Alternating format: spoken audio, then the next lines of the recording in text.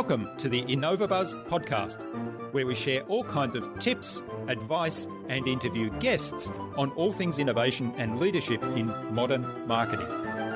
Each episode is a conversation with inspiring people who make wonderful contributions to our knowledge in these areas and spark curiosity and ideas to pursue.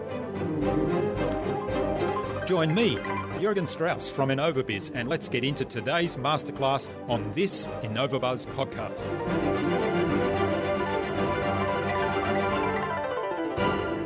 Is a skill of learning how to hire those great people, managing them. You're then able to hire them relatively low cost.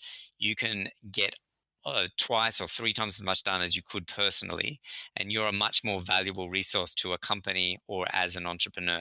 So the general concept is, instead of just you doing it yourself, make sure you have lots of people that are available for you to do certain projects with, whether it's design, whether it's getting your website up, whether it's SEO work, and you need to develop the skill of finding those people and managing and working with them, because it's a very, very valuable skill.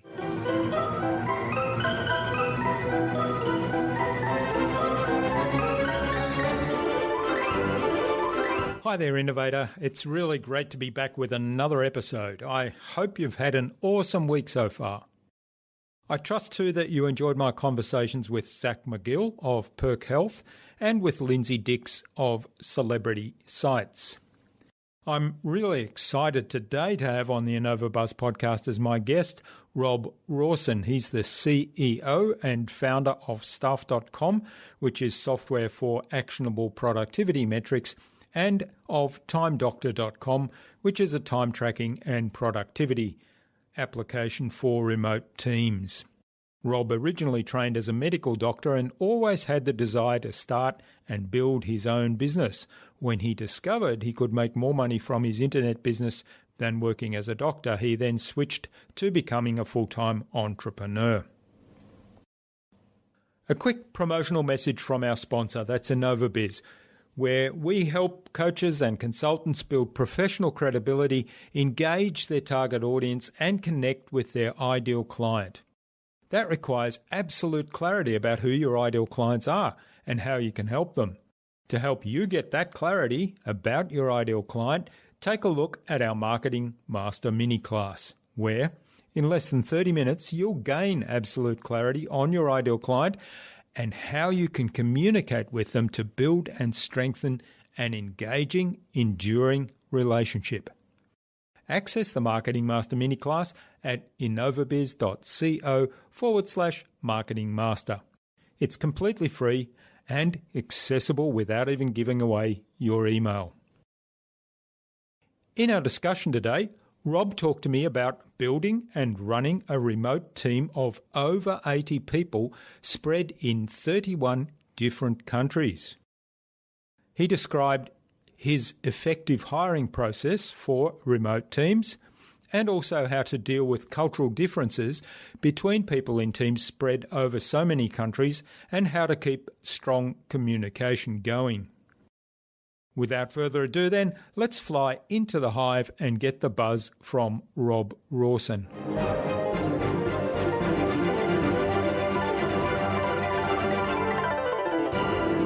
Hi, I'm your host Jürgen Strauss from InnovaBuzz, and I'm really excited to welcome to the InnovaBuzz podcast today from Sydney in Australia, Rob Rawson, who's the CEO and co-founder of TimeDoctor, which is a time tracking and productivity app for remote teams. Welcome to the InnovaBuzz podcast, Rob. It's a great privilege to have you here as my guest. It's great to chat with you.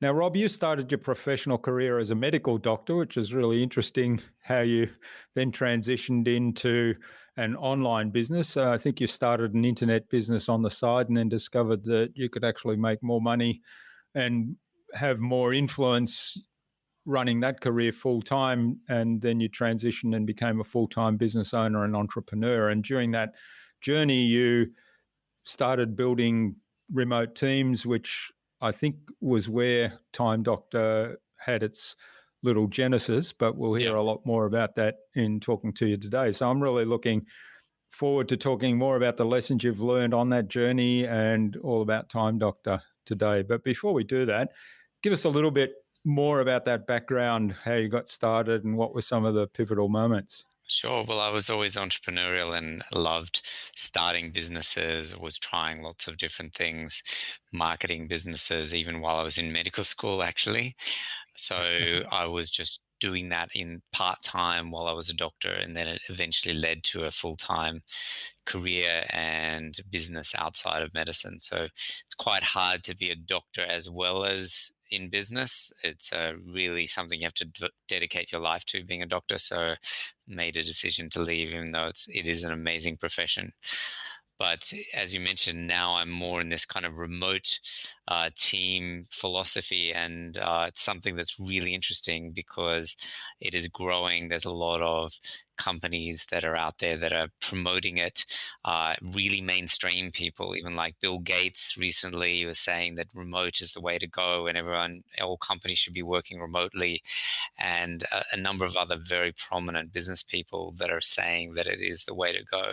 So I think it's a little bit of a turning point now that it's becoming more mainstream, that companies are actually able to work remotely and have people around the world. And so I'm excited about that whole movement. And we actually have a conference as well that we created about that movement. It was in Bali and we moved it to the US.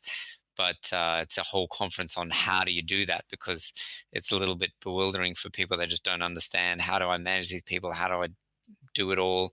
And so we get people in the room who have been doing it with large teams. There's some billion-dollar companies now that have remote teams, completely remote, all from home. It's amazing. Yeah.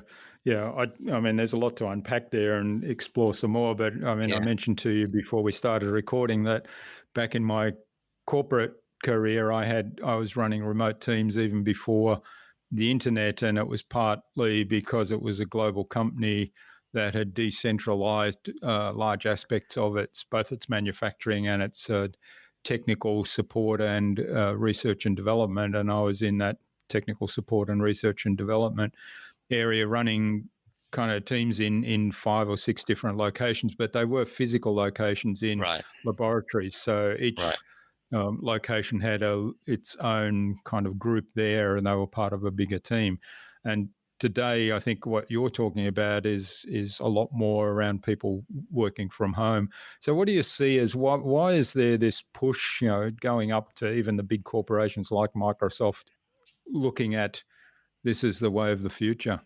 Yeah, I don't know that Microsoft has a complete remote policy yet, but Bill Gates is no longer running Microsoft, but he actually promotes it. So the reason that they're doing that, I think the number one reason is actually the availability of talent. So if you look at it, even Sydney, it's got 5 million people. It seems like you'd find enough talent there. It's actually very hard to hire a good developer, to hire the people that you need. And if you're trying to build a tech business in particular and you're trying to hire developers, it's so hard. So if you open yourselves up to going, well, I could hire from maybe the West Coast of the US, the time zone's not that bad. I could hire from anywhere in Asia, the time zone's pretty similar. So it's really opens up the talent pool massively. And there are different reasons that people do, or even it's just the entire Australia. If I'm living in Sydney, why do I have to hire just from Sydney? So for me, the number one benefit and reason people do it is so that you can expand your talent pool and that you can get people from anywhere. And also there's a lot of people that just want to work remotely. They like that flexibility. They just don't want to have to drive to work. Some cities are horrible traffic and pollution. And so you don't want to have to drive for an hour each way. There's people in Silicon Valley, because it's so expensive to live there, they drive for 1.5 hours to get to work and 1.5 hours. So it's like 3 hours a day they're in their car. It's insane. Yeah. Well, I mean, where we are even, we live about an hour and a bit out of Melbourne, but in peak hour, because there's just one major freeway that goes in, a lot of people work in the centre of Melbourne in the city CBD district. And some days it's 2 hours to 3 hours commute one way. And I know from my corporate work that I referred earlier, some of the big cities in Asia, it was the norm for people to be traveling 2 lots of 3 hours every day, 6 hours a day commuting. When you think of that, that's just horrendous. Mm. Hmm. Yeah, absolutely. All right. So, in terms of course, one of the other big advantages is that where you can find the right talent, you can outsource to countries where the cost of living is much lower than where you are, and therefore the cost of salaries is going to be much better for you for your business, and that's a huge advantage, I think, particularly for people starting out. Yep. Yeah, I think it is an advantage. It depends on the type of business. I think you'll see a lot of these very large businesses, like the billion-dollar businesses. They're not actually like GitHub, for example, and GitLab, and there's a few others out there. They're huge businesses, but they're not hiring at that lower salary end. That's not the reason they're doing it. But a lot of the people who are starting out in business and they just have their first uh, side job, side business that they're trying to start something. They don't have a budget to hire someone at 100,000 a year. They might have a budget for 20,000 a year, and Mm. so hiring somebody in Asia may be more affordable, and you can get some great talent. We actually have our number one destination for our company. We have over 80 people in 31 countries. Could you believe it? Mm. And the number one destination is the Philippines because they're great at English. Their quality of spoken and written English is fantastic, and they're also the quality of their work is great. They may not be able to find people for all types of work, but certainly for customer support and recruitment, lots of areas we've found great people in the Philippines. But we also have people in Pakistan, then we have Canada, and all around Europe, etc. Yeah. Well, you mentioned that you had people in over 30 locations, and that's obviously a challenge to manage all that, which I guess is one of the reasons where Time Doctor kind of was born. So tell us a little bit about the background of Time Doctor and why you developed that. Yeah, it is. It is a tool that helps in this situation when you're managing remotely. We also use lots of other tools as well, like the video conferencing tools. There's so many of them. But Time Doctor was born out of the idea that I had an office in the Philippines, and I wanted to get rid of the office, and I wanted to actually just leave the Philippines. I was living there, and I had 30 people in the office, and I just was sick of living there. So I just didn't want to Mm. have that office. I didn't want to have that drawer to keep coming back to it. And plus the expense, it's quite expensive to run that office every month. Compared to the salaries, it was a very large expense. So I just decided to get rid of it, have everyone work from home, and then have the software which tracks time and also keeps people a bit accountable as well. It has some level of accountability in it. Yeah. All right. Well, one of the things I'm really curious about is what are your keys to building a culture of excellence within the business where you've got people in over 30 different locations? And I'm guessing there's lots of contact between those individuals, right? In terms of Yeah. some of the project work that you're doing. Yeah. So we have to overcompensate for the fact that you're not bumping into people. So if you're in an office, you just naturally run into people and you have Mm. conversations, but that doesn't happen remotely. So you can have a situation where you're not communicating enough. So you need to have structured meetings. Certainly, for all my direct reports, I have a weekly meeting, and then I have for each team, they often have daily meetings, either via video or sometimes just chat. It does vary a bit, but I prefer to be the situation where there's at least a stand-up meeting for 5-10 minutes via video, kind of similar to where you're in an office, you're getting to see people face to face for a few minutes every day, and absolutely necessary to do that at least once a week. So that's starting to compensate. But then you have your chat room open. We use Slack for that, but you can use other tools as well, and where you're just constantly chatting with people. Then that can become overwhelming, of course. So you can get too distracted from the chat. So you have to have this balance between what you call asynchronous and synchronous communication. Do you want to chat immediately in real time, which is like a video call or text chat? Or do you want to have some communication which is more thought out, structured, where the other person can reply later on and take time to reply? So we have a balance of those two things, the written communication where they have time to reply, and the meetings. And depending on the situation. It depends on what kind of communication style you need.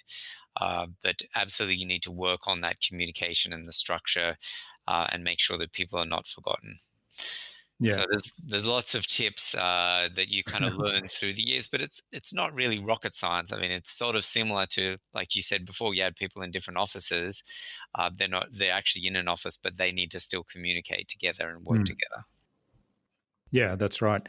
Now, you mentioned Slack, which is kind of like an instant messaging kind of application, Yes. and then the more thought out written responses. Do you use email for that, or do you have a different way We of actually managing use that? Basecamp for the thought out written Okay, messages, and so the you project can use management system. email. Yeah, it's a project management tool. There's lots of other project management tools you can Mm. use.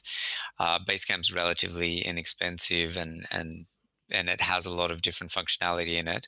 But it's there's lots of tools you can use. But the advantage of using a tool versus just email is that you can go back to the threads. You can, if there's new Mm. people that join, they can join that project and they can see the previous conversations. Whereas email, it kind of gets lost in this big, Yeah, um, hole of email. yeah. Well, that's good. I mean, we're using Asana for project management, and that's what we try to do. I'm Yeah. sort of pushing hard to get people to have those communications in Asana for the very reasons you outlined. And email is like things just get buried in email. Yeah. Yeah. And I love Asana as well. It's a fantastic tool. Mm. All right. Now, in terms of hiring people remotely, what's your process for that? How do you go about that? And what's different to hiring people remotely than perhaps where you might do it in the same office where you have the opportunity once you get to shortlist to have face to face meetings and perhaps get a really good sense of who the person is you're talking to by a lot of the nonverbal communication that you're picking up on. Yeah. Yeah, well, one of the big differences is that you get a lot more applicants. So if you're hiring in Yeah. Sydney for a developer, I might get 5 to 10 applicants and they're all terrible. But if I'm hiring for the same position remotely, I might get two, three, 400 applicants, and some of them, or still quite a lot of them, are terrible, but some Yeah, yeah. are very good. So the volume is a big difference. There's a lot of places that you can post. We use, depends on the type of jobs. That there's some job posting boards that are specifically for posting remotely. For example, we work remotely. .com is one. There's angel.co is like another one that you can post for remote jobs. And even LinkedIn, if you put on the job the words remote and telecommute and things like that, people will find it and they'll apply for that job. So then the other thing that we do is actually look at what are the exact skills that they need in the job, and can we do a test that exactly matches the type of thing that they're going to be doing. For example, if they're a support person, we want to give them a test that's a support test, a quick test they can do, ask them some questions that customers might have had that doesn't require them to know the product yet, but they can still answer those questions, and it gives us an idea if they're able to answer in good quality English and answer the questions adequately. So I find it's hard to do too many interviews. It's Mm. one problem with when you've got so many applicants. You don't want to be getting hundreds of interviews. You're not going to be able Mm. to assess people that way. So I try not to assess people through interviews. Sometimes for high level positions, I'm not quite sure how to assess them, so I end up doing an interview. But we try to use tests where possible instead of interviews. So Hmm. that's a couple of the things that we do. Yeah. And so, how many people would you put through the test then if you get several hundred applicants, let's say? So if it was a developer position and we got 400 applicants, then we would filter down based on their salary requirements and on their resume just to see if they completely don't have the experience that we need. Then we might give quite a lot of people an initial test, maybe up to 50 people. And then from that test, then we might filter that down to to 5 to 10 that have done a reasonable result, have interviews with those, and then go on from there. So it depends on the job and depends on the test. If it's a very difficult test and it takes longer to do, then you want to do it further down the application process. You can do Yeah. a simple test right at the beginning that doesn't take too much time. It's sort of unfair to ask too many people to do this very long Yeah. Yeah. test unless they're far down the application process. Hmm. So I guess the initial test is really about responsiveness and are they able to follow instructions more than anything else? It can be for some jobs, but usually where that would be for more of a lower level job, like we'd be assuming that they're responsive in all cases. Yeah. Yeah. And we do need to assess that, though, that is important. But there's a little bit of a give and take, though. So for the very high level people, they might not be responsive because they're very busy and they've got 5 different offers that they can take. So you can't always just expect the person to be jump at your every beck and call, because I'm trying to hire the best level of talent, the Yeah. highest Yeah. level of talent, and those people are not going to just immediately. Sometimes you got to go after them rather than they're going Mm. after you. Yeah, that's a good point. They're not sitting around doing nothing and waiting Yeah, for you. yeah, They may yeah, already be in employ. Hmm. yeah, All right. Now, one of the things I know you talked about recently in some podcasts that I listened to is remote sales and bringing people on to conduct sales. And I'm guessing that was for Time Doctor, yeah. um, remotely through phone and other means. So, do you have a big remote sales team? It's not that small. We have probably six to eight people, and we have also some researchers engaged in sales. It's mostly inbound, so the leads that are coming through our website and they're contacting them. I do think that sales is the most difficult to get right remotely, and especially for cold sales where you're going out to somebody that doesn't even know about you, then that's very difficult because you're going to get a lot of rejection. And if you're sitting from home and just call Mm. after call getting rejected, that's very hard to do in an isolated environment.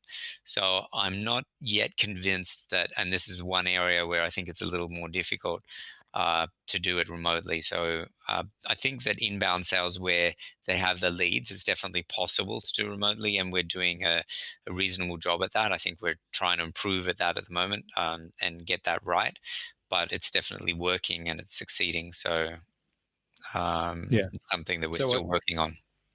what would the process look like, and what would those people be doing? We tend to separate it out into 3 separate things. Firstly, research. So they're researching the details of the person because we don't always have their phone number, and also researching if they're qualified. Do they have more than 20 people in the company? Then that would be a lower salary person in the Philippines mostly, or in South America. And then the second stage is an SDR, sales development rep. And this is a standard kind of separation for sales. And the sales development rep is making an appointments for the account executive. The account executive is closing. So you have the appointment setter basically and the closer. And the appointment setter is making sure the person is qualified over the phone, giving them some information, setting them up for the appointment, and then the closer gets on the phone and sets up a demo. It's actually not a demo, but it's explaining the product Mm. and setting them up to use the product and trial it for a while, and then at the end of the trial, seeing if they want to actually purchase it. Yeah. So, doing the follow up as well. Yeah, Hmm. All right. No, well, that's pretty comprehensive system, and it's nicely structured in the way that you've separated the different roles. yeah. Yeah, well, Yeah. we started out, I mean, for sales, for software, there is some software that's more sales driven, some that's more sign up from the website driven, if you know what I mean. Mm. So our software in the beginning, we didn't have any salespeople. So people would just sign up on the website and use the software. So we only introduced salespeople later on. to increase the conversion, to make sure that people were getting their needs met, all their questions answered, this sort of thing. So the salespeople, in theory, shouldn't be really trying to shove something down the Mm. customer's throat. They're really just trying to help them make the decision and understand the product and that sort of thing. Yeah, yeah. Well, I mean, that's the role of good salespeople, regardless of whether you do it remotely or not, right? Right. Yeah, true. Yeah, I think a lot of people misunderstand sales. We're not all used car salesmen. Yeah. Yeah, Hmm. absolutely. So you mentioned 30 plus countries where your team is based. So what are some of those countries, and what's unique about the different countries that you have people based in? Well, it's interesting because there are cultural differences, and we've got a lot of people in Asia. Like Philippines, I mentioned, is number one. Pakistan is number two. Then we do have just random countries that you wouldn't think you'd have someone in. So we've got Serbia, we've got Mauritius, we've got. It's hard for me to remember all of the countries right now, but there's certainly just it's not that we're trying to hire from all of these countries, but it just happens naturally that we take all of the applicants, and whoever's the best applicant, then we hire that person. So we now have a few people in Nigeria. Actually, we've got 3 people in Nigeria, and I was probably slightly biased against Africa in general and Nigeria. No, basically because I have a friend who was over there, and he said it was very hard for him to hire great talented people when he was there. But Nigeria has 170 million people or something like that, and there's some extremely talented people there. So it's there are certain challenges, like internet could be a challenge there, Mm. but there's definitely a lot of very talented people. So the cultural differences, some of the major ones is that the deference to authority. So in Asian cultures and a lot of other cultures, they're very deferent to authority. They won't challenge you and tell you that you're wrong. And so they'll just basically go along with whatever you say, even if they totally disagree with it. Mm. So one of the things that I try to do is to make sure the team is aware, look, you really do have to disagree with me. And in fact, to kind of freak people out a little bit, if you're not disagreeing with me, you failed in your job, which is which is someone from the Philippines. It's kind of hard for them to hear that if they're not if they haven't sort of been indoctrinated to the new way of thinking, because culturally the boss is kind of telling you what to do, whereas I'm trying to introduce a philosophy where, well, I want you to tell me what to do, and then we'll work it out together. So that depends on the culture. I mean, in Russia and Ukraine, that's not the case. They're quite happy to tell you that you're wrong. Mm. So that's good. And then in other cultures, they're more sensitive about hurting someone's feelings. So in the United States, even it's actually people are very sensitive about the feelings. So you can't say, "Oh, you did the wrong thing," because it's got to be sandwiched a little bit, massaged. "Oh, you're doing great overall, but you can correct in this." Whereas Yeah, if you look at France or you look at Russia again, those two countries, they'd be like, "You screwed up. What were you thinking?" yeah, And I like that's their normal management style. They don't think yeah, there's yeah. any. Well, I'm just being direct. What do you want me to do? You want me to sugarcoat it? Mm. So that's something that's even within Western cultures between France and the United States. There's a big difference. Mm.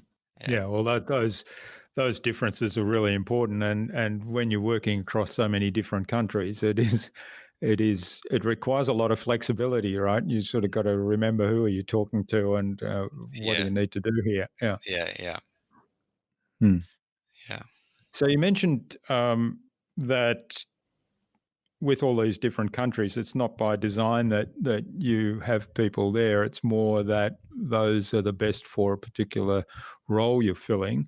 But one of the challenges you highlighted was internet, and I know in the past that's something that I've run into as a challenge: internet connectivity and speed, and also the reliability of power. How do you manage that, or do you kind of clarify that in the hiring process? Yeah, we do assess for it in the hiring process. We look at the person's internet speed. And generally, if you're hiring at a higher level, somebody at a higher salary, they're going to have a high quality internet in Nigeria, etc.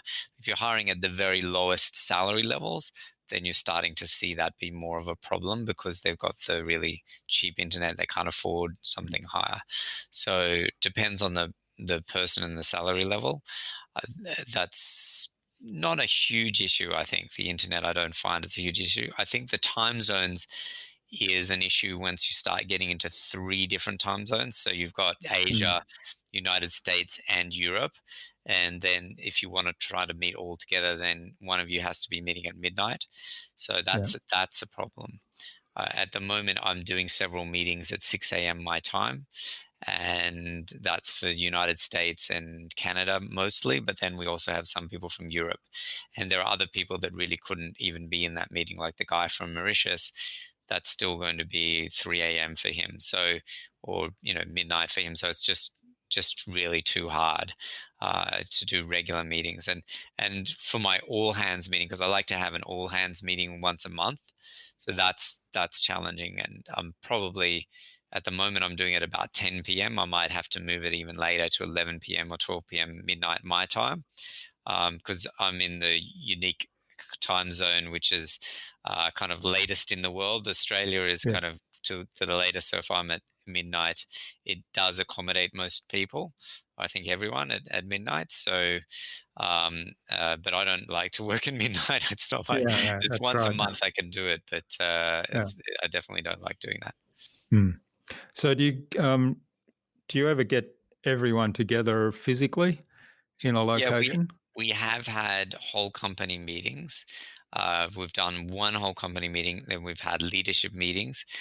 This year, we're having more individual team meetings and a couple of just meetings. We've got a product meeting and a marketing meeting, so we don't have as much the whole company meeting. It's just got to be a bit too many people. I mean, most Mm. companies that are similar to us, they do have whole company meetings. So they normally do, but for us, because we've got so many people that have visa issues, because we've got so many people in countries like Pakistan, they all have to get visas no matter where the meeting is, and Mm. it just becomes really hard, and it's very expensive as well for all the flights, etc. So I'm not sure we're going to do it. We might do it every second or third year or something like that. Yeah, yeah.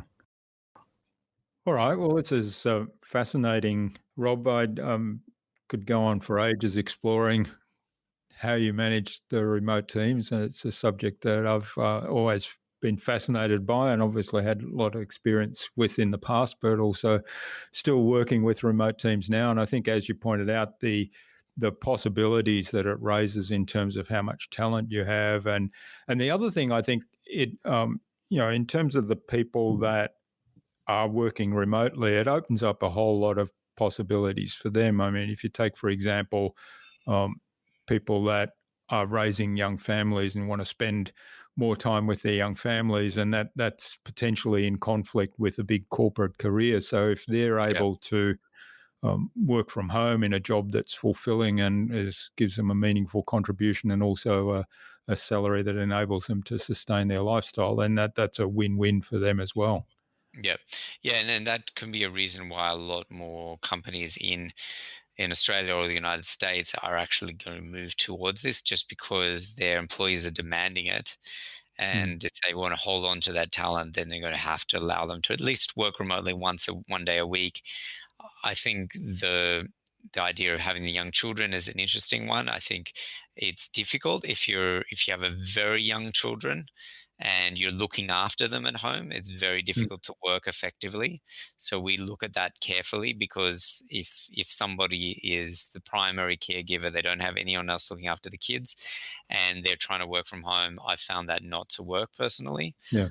If the kids are at school, however, no problem, because they're taken care of most of the day, and then the time is flexible when you have. We also have very flexible working hours, so you usually have to have a few hours when you're overlapping, but then you can have the rest of the time you can do whenever you want to.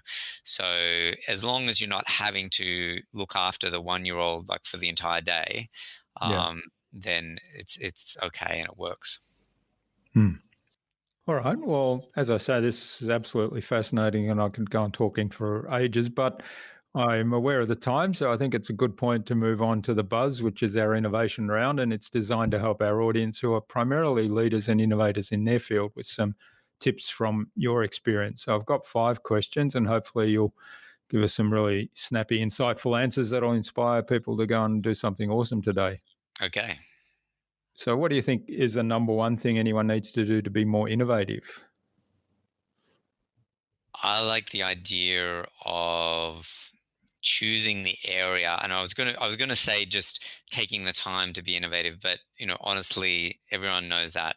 But I think it's choosing the area that you're going to be innovative in, and that you're actually good at being innovative in. So, for example, for me, I'm not very creative in terms of something visual, art, but I am very creative with my business. I actually like creating split tests, ideas on the website.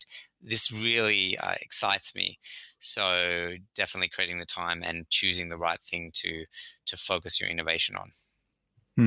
That's great advice, and it highlights that its innovation can be improving things in all aspects. It doesn't have to be just the creative side of it in terms of what we typically categorize as creative, like the arts or Yeah, visual.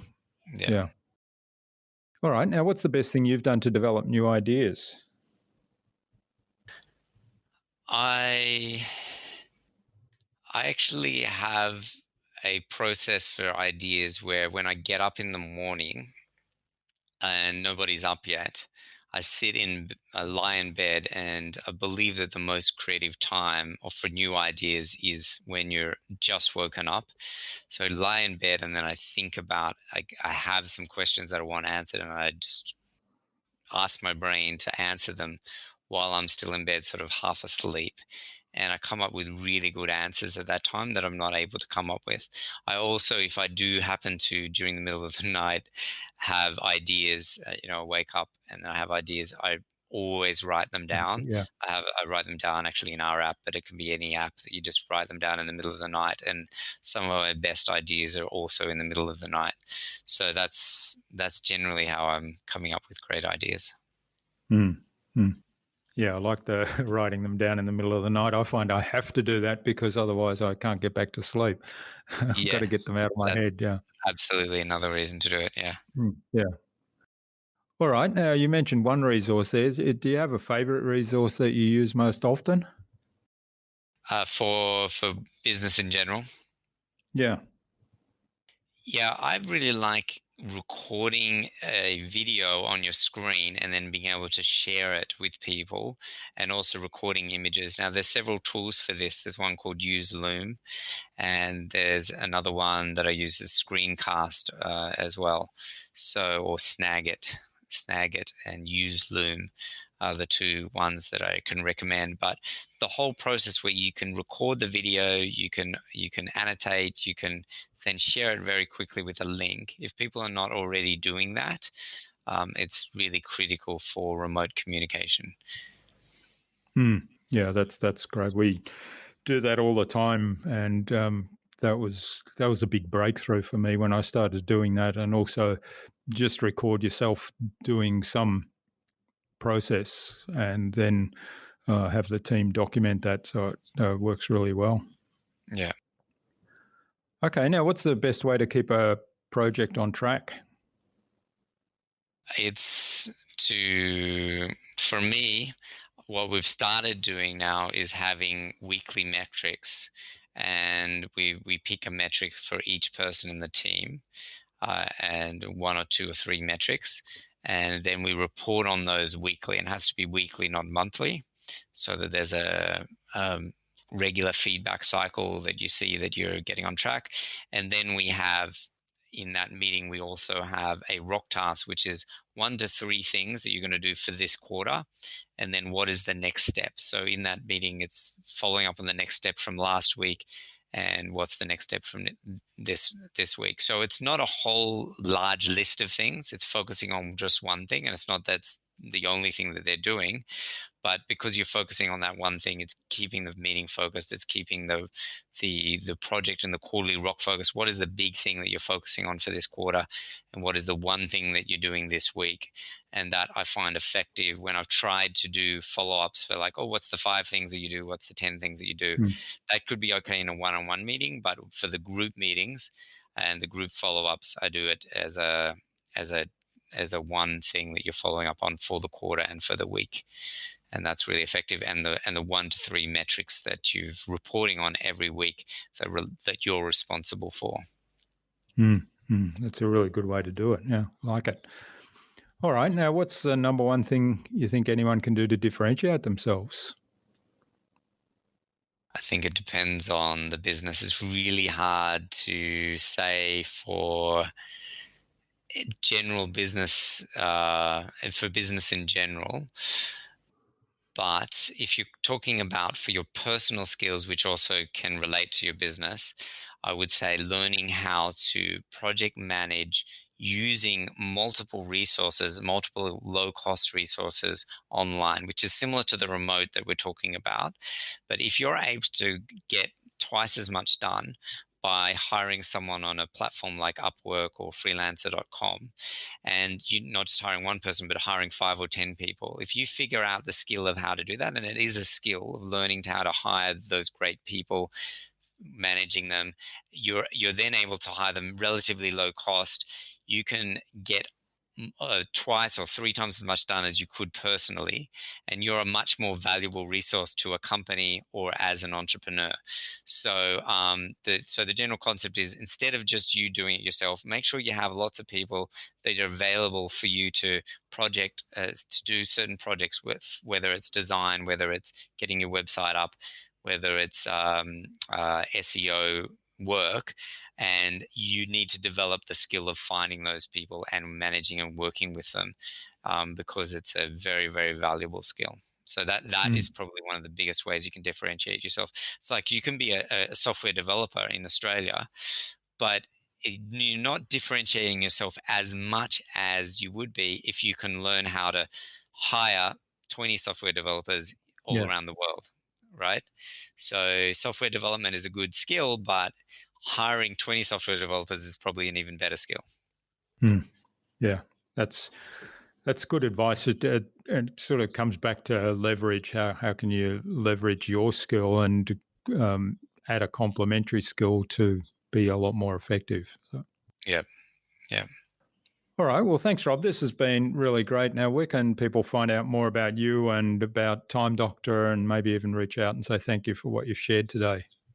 Sure. Well, you can contact me at timedoctor.com or our conference, runningremote.com, which is going to be in Austin, Texas. But you can when's that running? That's in April this year. Okay. Yeah. And so you can actually just reach out through the contact form on either of those websites. That's probably the easiest way to do it. All right, great. We'll include links to those in the show notes so people can just click through. Now, what's the number one piece of advice you'd like to leave the listener for, being a leader in their field or in innovation? It's really having the vision and never giving up. I know you've probably heard that before as a concept, but when I've listened to the stories of hundreds of successful entrepreneurs, the thing that I see that it's most in common is the ability to just keep going, the ability to just do whatever it takes, and to just really just give it your all and not give up when things are getting tough. So I think that's something that's just absolutely, I just can't go past, just as a recommendation. And when you do find something that's working, that's great, and it's working, at that point, really scaling it hard, like going hard. I mean, I made some good money previously from some basically Google AdSense and affiliate marketing, etc. And I made a lot more money than some other people because I scaled it a lot better and I did it a lot more effectively. And it was an opportunity, a niche, and several people saw this niche, and I went after it and made a lot of money. Of course, there are people that did twice or even 10 times bigger than me, and there were people who did the same thing and they did 10 times worse than me, or that made 10 times less. So it's all a matter of how effectively you can scale and just go for it and really just maximize. When you get something that's actually working, maximize the returns from it. That's great advice. And of course, the one really effective way to do that is to get a lot of help and to be able to have a team around you that you can effectively manage, which was your answer to one of the previous questions. Yeah. All right. Well, finally, Rob, who would you like me to chat with on a future InnovaBuzz podcast, and why? Wow. Well, I think there's a friend of mine that might be a good fit. He has a business where he has an agency in the Philippines where he has like 1,000 staff in the Philippines, and he has a really amazing story where he's overcome cancer multiple. He's got this genetic condition where he gets cancer, and he's had multiple operations where he's almost died. So he's overcome this challenge that most people would be insurmountable. So that's one person, but otherwise, if you can get on a really big name, that's always great as well. Yeah. So what's your friend's name? Chris Jankolovsky. Okay. Well, we might get an introduction to Chris from you and reach out and have a chat with him. Sure. All right. Well, thanks so much for sharing your time and your insights with us today so generously, Rob. I've had great fun chatting with you and learnt quite a lot about how to, really scale up. I mean, running teams in 31 countries. I think when I was in the corporate world, mind you, we didn't have the internet in those days, but I think I was up to about 10 or 11 countries at that time. So 31 is quite a big step up from that. And it's been fascinating to learn how you've done that, how you've grown your business and how you manage all that. So thanks again, and all the best for the future, and let's keep in touch. Yeah, great to chat with you. Bye.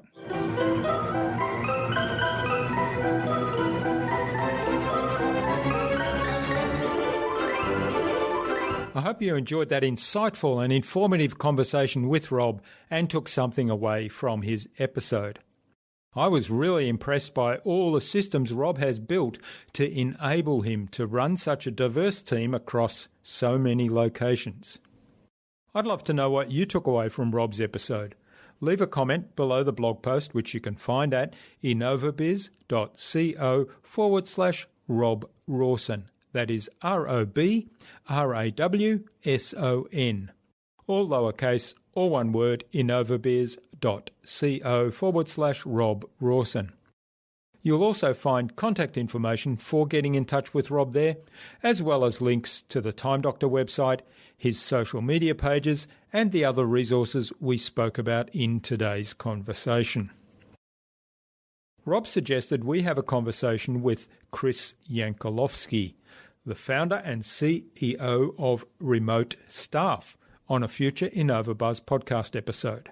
So, Chris, keep an eye on your inbox for an invitation from us to the InnovaBuzz podcast, courtesy of Rob Rawson. Remember to check out our Marketing Master mini class at innovabiz.co/Marketing Master. It's completely free and accessible without even giving away your email. But most importantly, it will enable you in less than 30 minutes to gain absolute clarity about who your ideal client is and how you can communicate with them to build and strengthen an engaging, enduring relationship.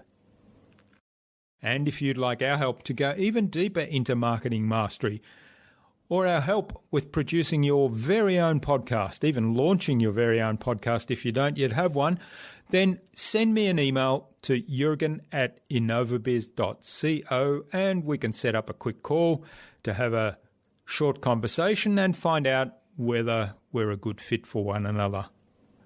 Tune in again to the next episodes of the InnovaBuzz podcast, where we've got more fantastic guests lined up, including Mark Halpert, LinkedIn branding expert, and Dr. Catherine Lloyd, the founder and director of Maverick Minds.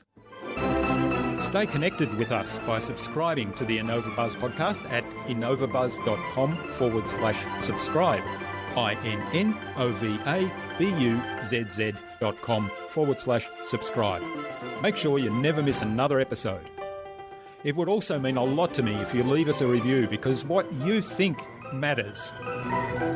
I'd love to hear your thoughts, your ideas, your suggestions, or questions you have, so go ahead and share them in the comments below the blog post for this episode. Until next time, I'm Jürgen Strauss from InnovaBuzz. Remember, be awesome and keep innovating.